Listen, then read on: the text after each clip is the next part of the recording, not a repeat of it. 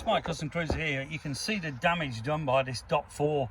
If you've got a .5 system like all of the Harley choppers generally are, you can see what it's done to this piston, and you can see the remains of some of the seals in there.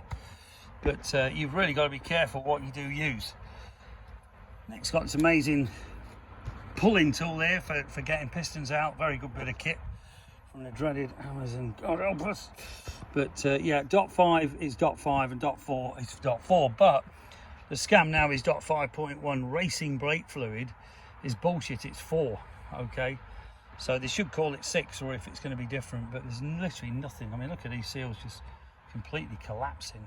So problem now is getting a Pro 1. This is a Pro 1 old school Harley master cylinder cover, hydraulic clutch slave cylinder, and of course we're going to have a job with this. Thank you.